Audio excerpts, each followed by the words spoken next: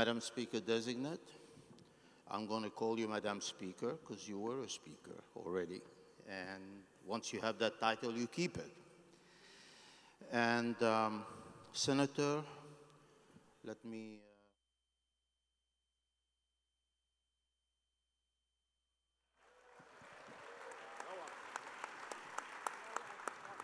I understand we had a bris, because not only the mother is Jewish, but here's a story that Chuck likes to tell.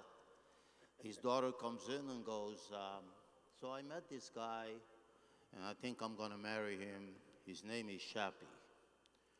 Your blood froze in your veins, because Shappy didn't sound too Jewish. And then she says, Dad, don't worry. His name is Shapiro. And I said, Baruch Hashem. So, as you both know, the IAC, the Israeli-American Council, is an organization that, amongst many other educational and civic goals, is focused on strengthening the relationship between the U.S. and Israel. So my questions today will be primarily, and most of the question, about this relationship. Madam Speaker, if I may, I'd like to start with you. Wonderful.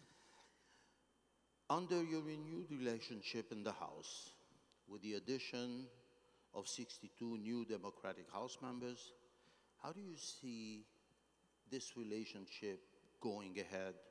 Do you think that the next Congress can sustain a bipartisan legislative agenda on the U.S.-Israel relationship, despite what we all see, unfortunately, the partisan divide that we see in Congress? Tell us what you have in mind in terms of keeping it strong, this relationship. I appreciate that. Thank you, Haim, for the invitation to be here. I'm honored to be here with our leader in the Senate. I join you in wishing him mazel tov on the birth of Noah Melvin, and wish him happy Hanukkah, first night of Hanukkah. 4 of my 9 grandchildren will be lighting the candle tonight in their homes as well, so we share that beautiful value. And as I answer the question, though, I do want to first address your theme, the first part of it, Israel in heart.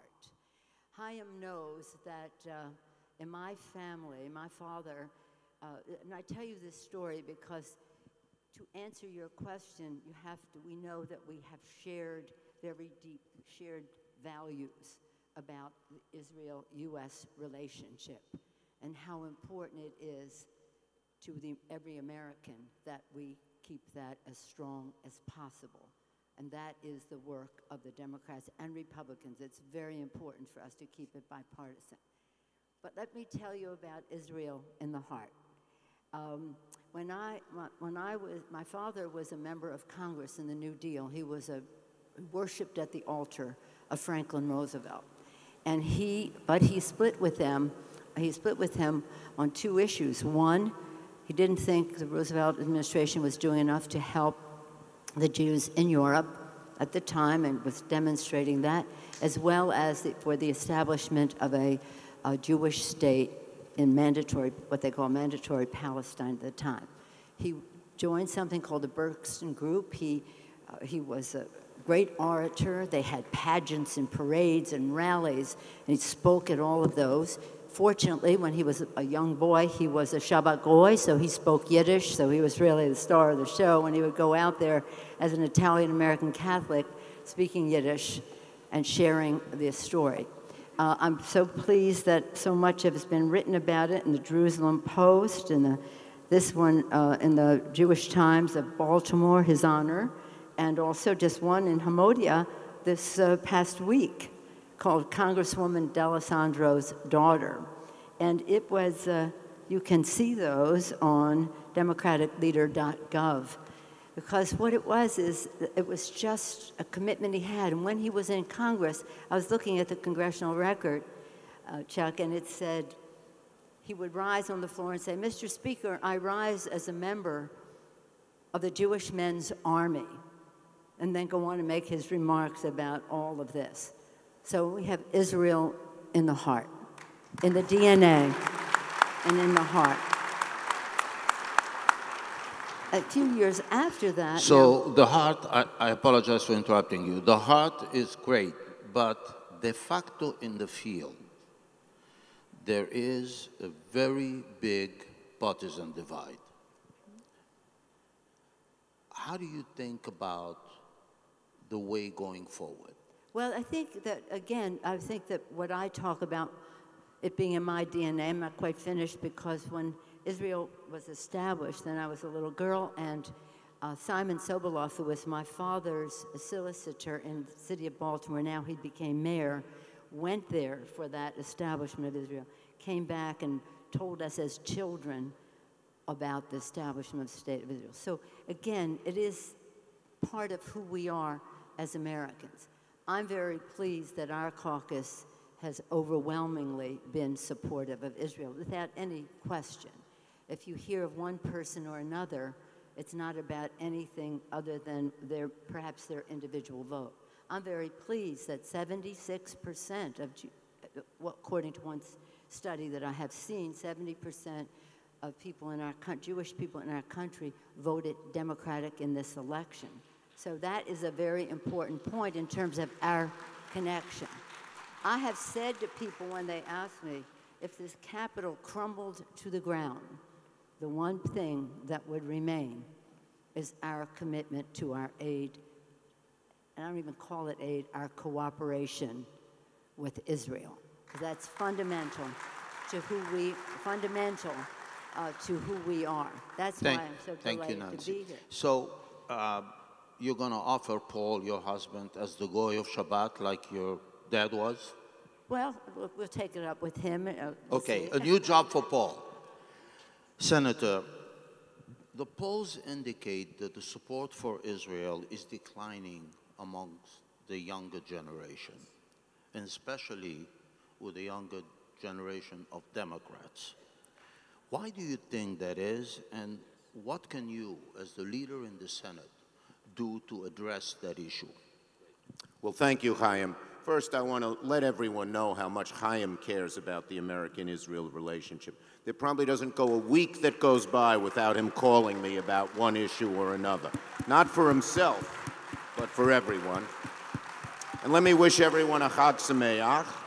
And I'll tell one little story, too. Haim told a story, but some stories I can't tell in Peoria or Ogdensburg, New York. This is just a story of my roots. So I was redistricted in 1990 to a new district in Queens. And I'm campaigning in Forest Hills, Jewish neighborhood. And the lady comes over to me and says, "Oh, you're Congressman Schumer. I read in the Queens Tribune, you're going to be my new congressman." She said, "You know, I've never met you in person, but I watch C-SPAN religiously. And I want to tell you something. You have more courage than any other member of Congress." I said, "Well, ma'am, that's a very strong statement. What makes you say that?" She says, "Well, I watch C-SPAN, and you're the only one of the 435, when you rise to your feet to speak, who has the courage to wear a yarmulke." I said, "Ma'am, it's obvious you haven't met me in person. It's not a yarmulke."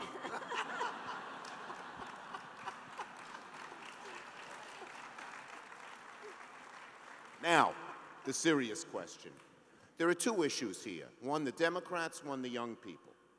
On the Democratic side, in the House and in the Senate, the support for Israel is virtually unanimous. And I'm going to just read you so you see a few of the things that just happened. Everyone, I want to thank Mr. and Mrs. Force for being here. Unanimous support of the Taylor Force Law. We're very close to unanimous. And we, Nancy and I, worked very hard to get it in the last spending bill. Now, let me tell you another one. So many things that happened in the Senate. Every member of the Senate caucus... I'm sorry to interrupt you. I recall calling you about this, and you saying to me, "I need you to tell me to support this?" He called me all the time. And, but it's so right. And I'm going to get to its importance to the young people in a minute. but every single member of the Senate Democratic Caucus supports security to Israel, Iron Dome, David Sling, Arrow 3, the Stop Human Shields Act, which mandates sanctions against Hamas and Hezbollah for using human shields, supported by the entire Democratic Caucus. All 100 senators signed a letter to the Secretary General of the UN about anti-Israel bias at the UN. All 100 senators signed a letter to Secretary Nielsen asking her to support Israel's participation in the Global Entry Program. This audience, that matters to, right? Global Entry, you got to travel a lot.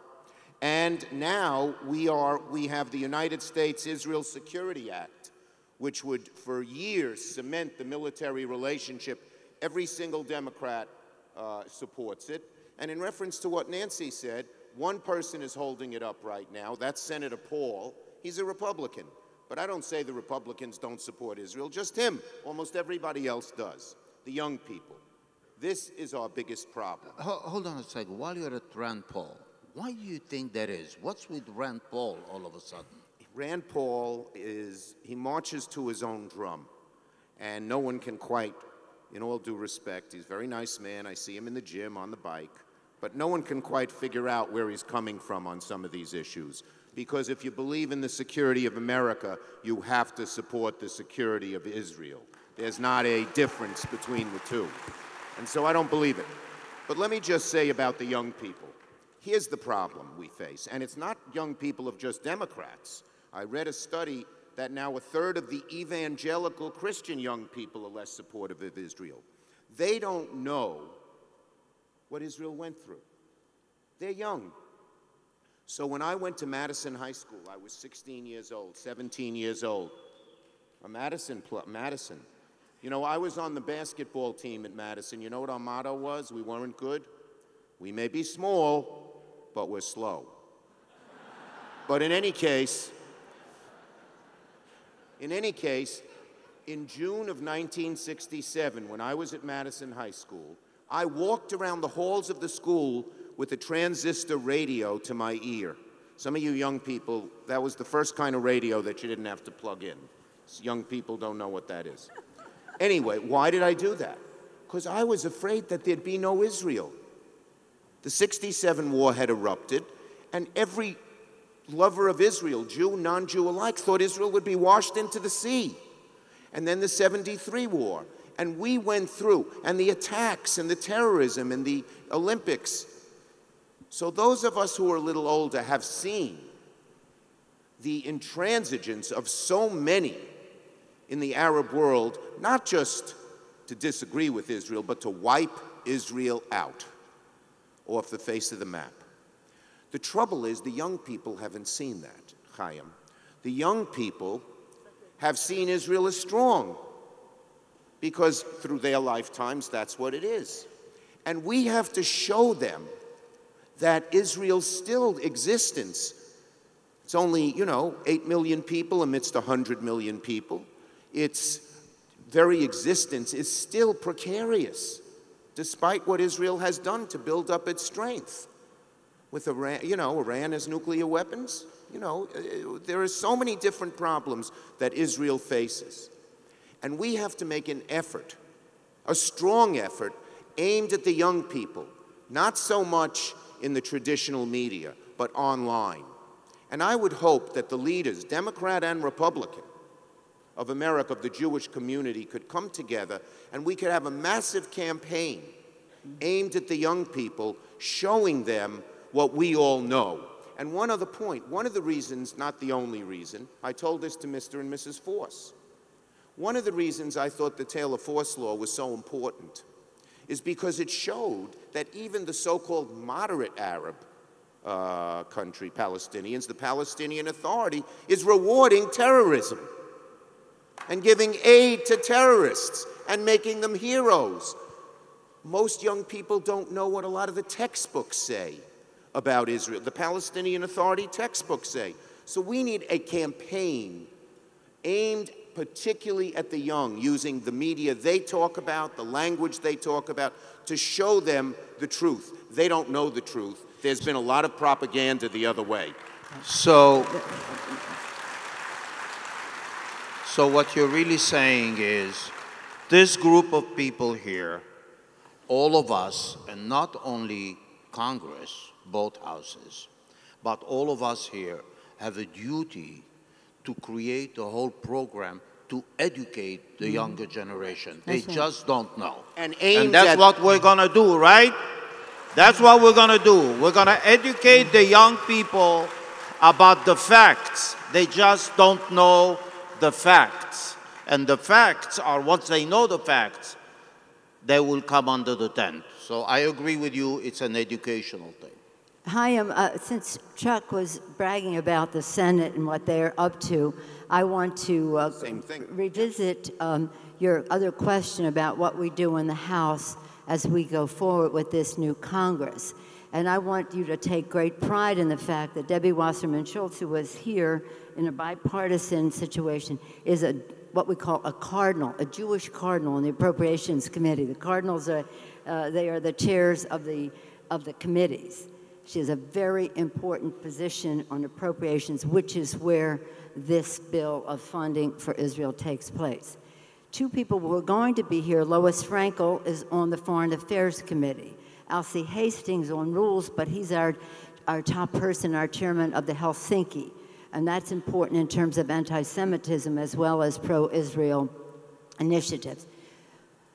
Ted Deutsch from this area is the chair of the Middle East Subcommittee of the Foreign Affairs Committee. The list goes on. Nita Lowey is the chair of the Appropriations Committee, the first woman, and a big supporter of Israel, as you know, a strong Israel-U.S. relationship. Eliot Engel is the chair of the Foreign Affairs Committee. Adam Schiff is the chair of the Intelligence Committee.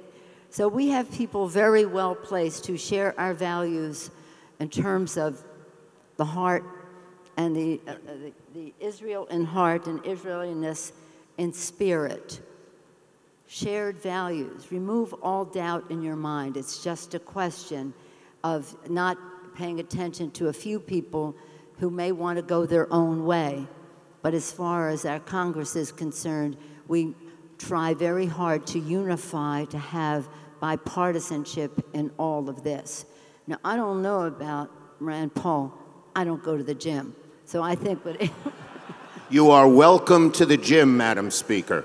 I don't even know where it is. Moving right along. Can I just, Chaim, one thing? If you probably look in the House of Representatives, the two most important committees for Israel are Foreign Affairs and Appropriations. And you couldn't have two stronger supporters of Israel, both New Yorkers, than Nita Lowey and Eliot Engel. So the House is in very good shape to be really strong for Israel this year. And for that, thank you, Nancy. Taking credit for New York, okay. I was saying it for that, thank you, Nancy.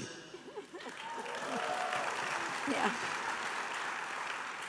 So the administration is going to eventually release their peace plan. And there's going to be quite a few things you agree with and quite a few things you maybe not completely agree with.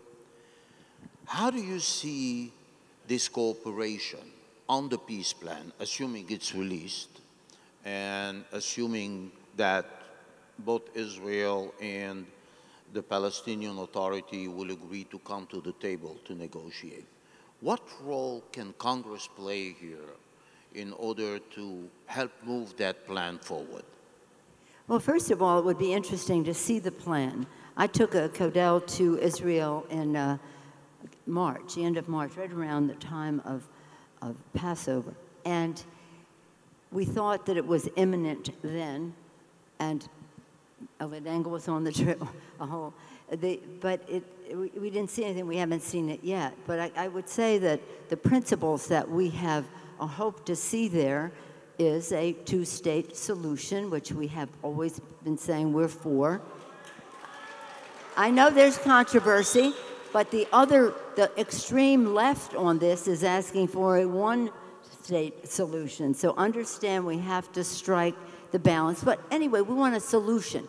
And as I've said to Prime Minister Netanyahu, the word two-state solution. It's not a solution. If it's not a solution, then two-state doesn't mean anything, right? Focus on the word solution. Focus on the word solution. And in addition to that, we have to, I think, in Congress, make it really clear to the Palestinians that we expect them to be responsible negotiators, and we haven't seen a lot of that thus far. And we have to say to our friends in the Arab world, you can weigh in on this in a way that makes them responsible negotiators. Because we really want to see, again, Israel to prevail as a Jewish democratic state. But we have to make sure that there is security, because that is the first responsibility of any government. It's the oath we take as members of Congress and any of you who are part of any official organization to protect and defend. And we have to make sure that the security of Israel is essential. That is essential to a solution. So don't separate anything from the word solution. Sounds like a good plan. Security. Well, we want to see it. We want to see the plan, though. No. Your plan. Their plan, we don't know. Your plan to make sure that the security of Israel is guaranteed under any so-called solution. The greatest, right, the greatest way. Yes, sir. 2 points here. The greatest way that we can make sure that the other side comes to the table is if they know they cannot break the relationship between the U.S. and Israel. That's why this group is so important. That's why staying what Speaker Pelosi said is so important.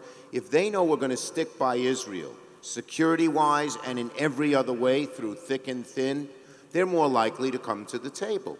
Now, it's not our job to impose a solution. That's going to have to be worked out between the parties.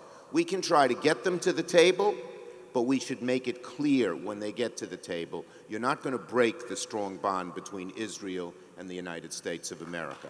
That's the most likely way to get peace. Let me just say this other thing, talk about my family again. I believe that the establishment of the State of Israel was the greatest political accomplishment of the 20th century. It was a bad century, as we know, in many respects. But here was this beacon of hope, of values. Just a fabulous thing. One of the prizes that I have is a picture of my father when he was mayor with Prime Minister Golda Meir when he welcomed her to Baltimore.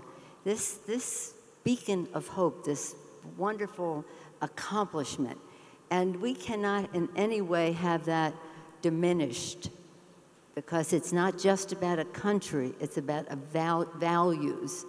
It's an idea, it is a phenomenon, and it is our close friend. So again, this is, I think we all have a shared interest in a peace plan not weakening Israel's security. That's absolutely for sure. They shouldn't even be engaged in a negotiation that would do that, in my view.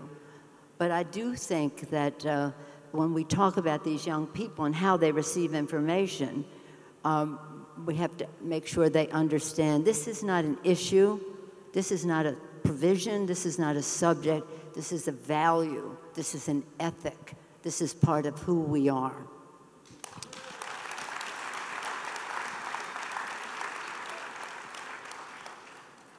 Yeah, I think this audience seems to agree with you both, right? That's a good thing. I mean, there's no question that the relationship is vital for Israel, but it is also very important to the United States. We shouldn't forget that this is a two-way street. This is not a one-way street. There's much that Israel does for the United States also. I say this as an Israeli American very proudly.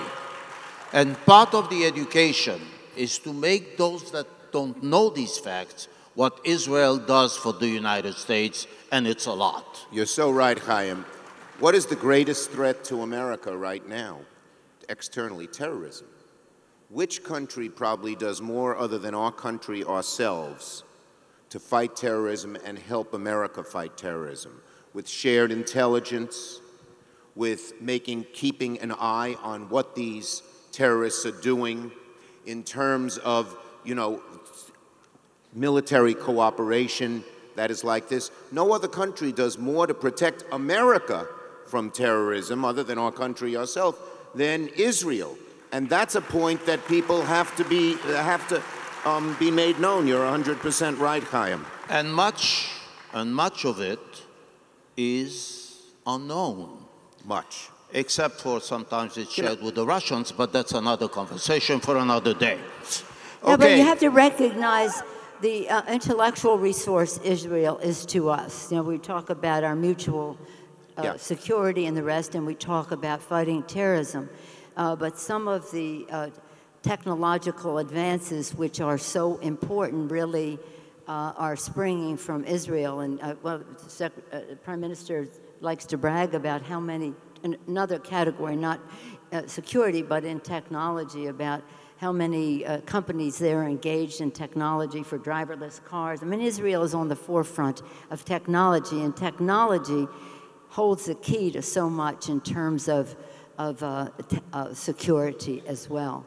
And in terms of, if we're going to talk about anti-Semitism, I want to talk but the leader, Nance, I mean, 1/3 of all of the defense against cybersecurity that the U.S. uses is done in Israel.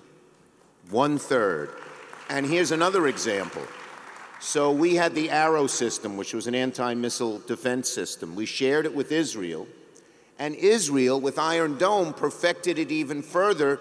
And the way that Israel perfected it is now being used in America to protect ourselves as well. So there are so many examples that the cooperation benefits the U.S. And I think that for this audience and everybody that is willing to be called to the flag, to educate those that are not familiar with all these facts, what Israel does for the United States needs to be highlighted as part of that education.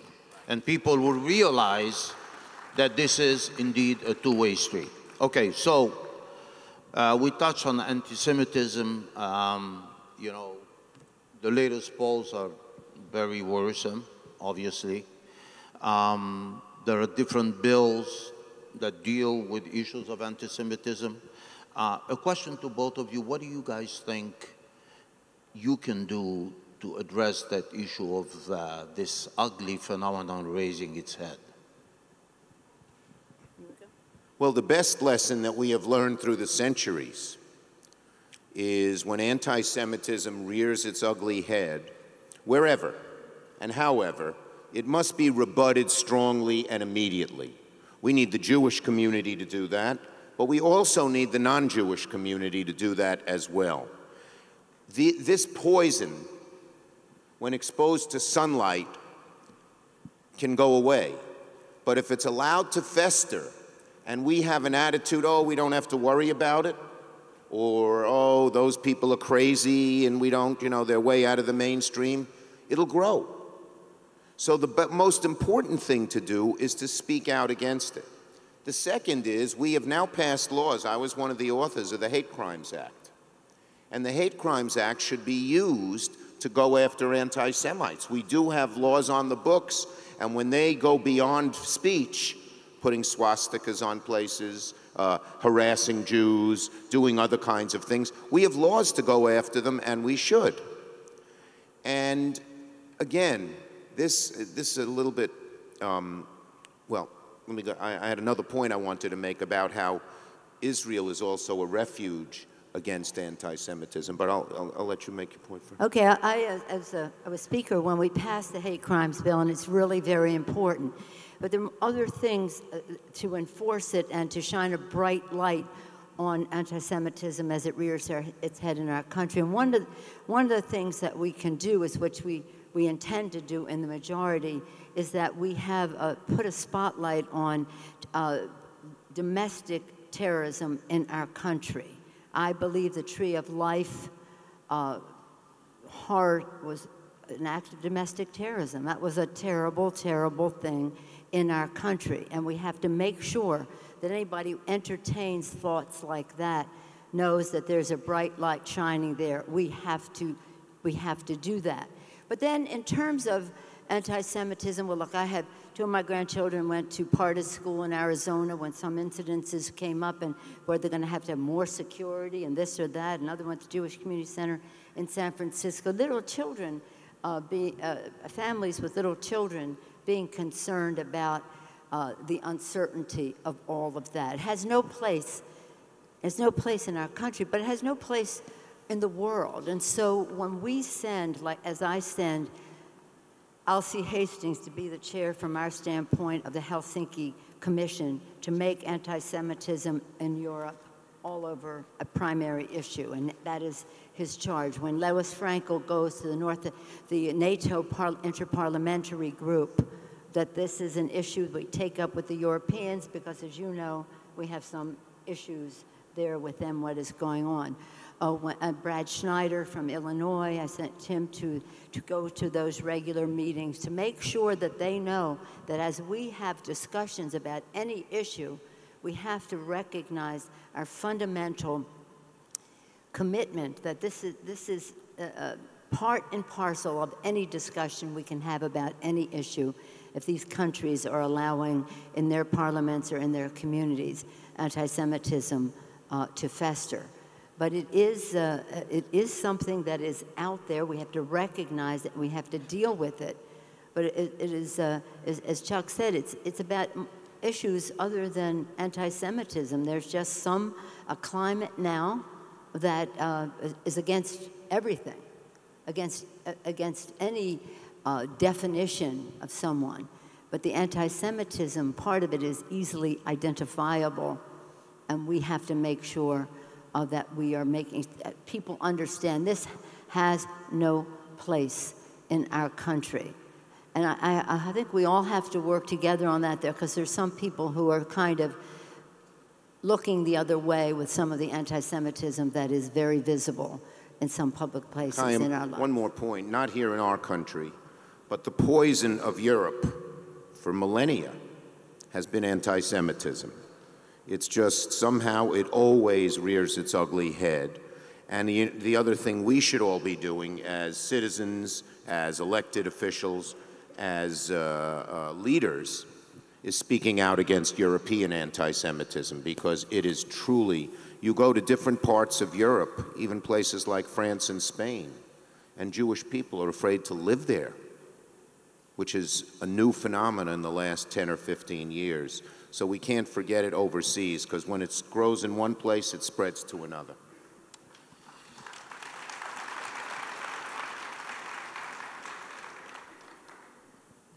I said I'm not going to do this, but I'm going to do it. And there are no nice people on both sides. There are bad people and there are good people. And the bad people are the anti-Semites, period. There are no nice people over there. So, in closing, a question for you both. You want to stay more? Well, we can stay more. It says 2 minutes and 45 seconds. Okay, I have one more. In conclusion, yeah? Can I ask a last question? Sure. Go right ahead, Chaim. You want to be the moderator? Come here. I moderate enough. You do it. People keep taking my job away from me. So, a question for you both. Alexander Haig, the former Secretary of State, famously stated, Israel is the largest American aircraft carrier in the world that cannot be sunk, does not carry even one American soldier, and is located in a critical region for American national security. Apologies for putting you on the spot. How would you, in one sentence, define that relationship?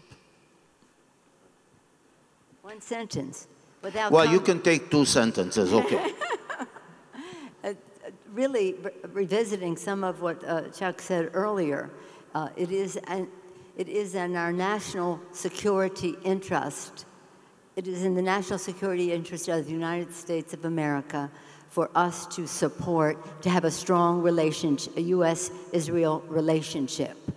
It's about security, it's about values, it's about, again, this beacon of hope that is a message to the world about respect for people, but again, recognizing our first responsibility is to keep them safe.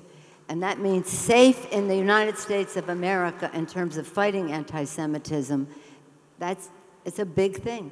And the example that we set in the United States about that subject should be an example to the world. So, and I agree with Nancy. It's an aircraft carrier in two ways. One, in terms of military strength, which we talked about. Israel does more to help America against terrorism than any other place. The fact that there's a democracy in Israel that is there in the Middle East, that is a firm and committed ally of the United States, helps us throughout the whole region. Far more, Israel does the job so that American soldiers and American troops don't have to be there to protect us, and we should never forget that. But it's an aircraft carrier in terms of values and freedom. Israel's the only democracy in the Middle East. It sets an example. It holds the others to shame who persecute people, who execute people, who arrest journalists and everything like that. And that's a value too, and I'll conclude on this little note. So my grandfather came to America in 1892. He was the youngest of 18 children. My great-grandfather was a very religious rabbi, and he believed in the first commandment of God to man in the Bible, Peru Urvu, be fruitful and multiply. So he had 18 kids with one wife. My grandfather came over here, and here I am. But when the Nazis came into Ukraine in 1941, they told his mother, my grandfather's mother, who was then the matriarch of the family, gather your whole family on the porch. And 32 people went to that porch, people from 80 years old to 2 years old. And the Nazis said, you come with us. She said, we're not moving. They machine gunned all 32 of them down in cold blood. I would like to be able to tell I would have liked my great-grandmother, but my children and my new grandson will see that that great aircraft carrier of military might, but of freedom and of refuge, is now here and will be here forever. That's what I'd like to tell you. Something to say.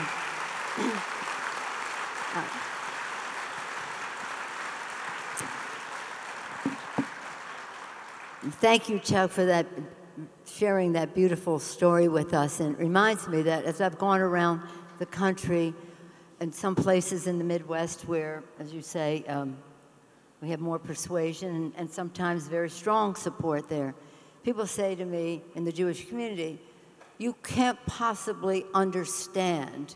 You don't have Jewish grandparents. To which I say, no, but I have Jewish grandchildren.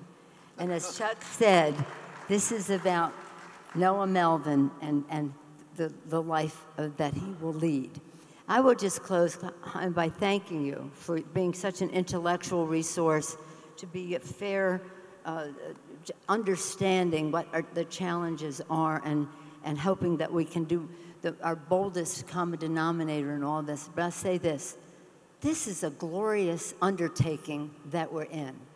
We can talk about some of the unfortunate incidences, but let us make this a joyous reach to young people, that they will be part of sharing values that are fundamental to our country, fundamental to us in our relationship with Israel. Let's enjoy. I'm having a good time today. I hope you are too. But let's make this something that takes them to a place that they will be leaders, and they will be proud, and they will be knowledgeable, and they'll have a vision that we share that can take us to heights as we look back on it that said, remember there was a time when they had all of these wars. Let's put that in the museum. Let's take us into the future in a very bright way. And that is that beacon of Israel, making it bright. Thank you. Thank you, Madam Speaker. Mr. Leader, for those of us who knew, thank you for reconfirming what we knew. For those of us who didn't know, thank you for clarifying that the support for Israel within the Democratic Party is here, strong, and will be forever. And bipartisan. Let me just say one more thing. Bipartisan. You're going to have the last word because we want to make this all bipartisan. But my first trip to Israel, my husband and I went with Iris and Chuck. How many years ago is that? Like 29? About 30 years ago. About 30 years ago. So we have been working together on this issue for a very, very long time. I took them everywhere, except when they did the Stations of the Cross, I stayed home.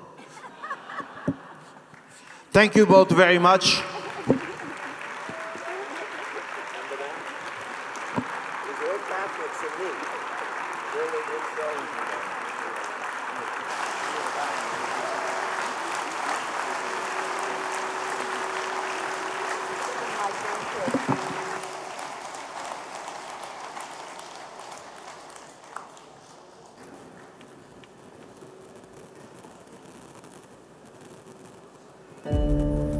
My heart is in Israel, my patriotism is in the United States. Israel means to me my homeland and the place I was born, the place I love.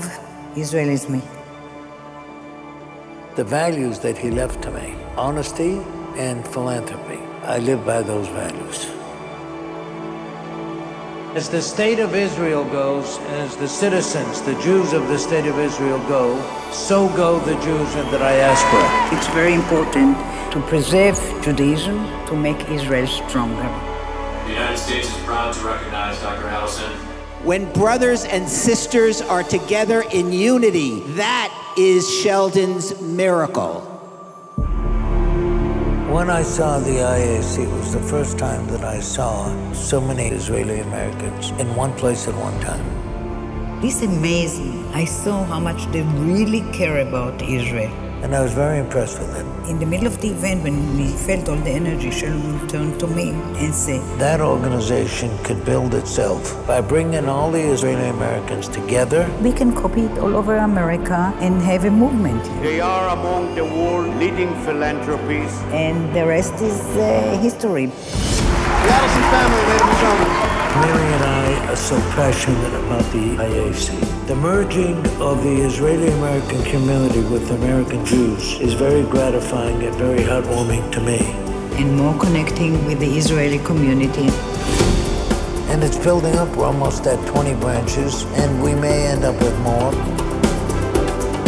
I feel part of the local community. We have programs like Keshet. Our grandson is. We're getting kids at a young age. That's the ideal time to get them. Matan was in Neitanim, and he was the counselor in the Israeli Scouts. In the IAC Neitanim program. And they must vomit for the safety of the state of Israel. My granddaughter is now in Garin Tzabar in Israel. We want our children to carry on our values. Sheldon and me are going to donate to the National IAC $13 million. You never stop inspiring us. That's $63 million to the IAC in only 6 years. That's amazing. Completely unequivocal. There's no question about their love for Israel. We are important. We are the second line of the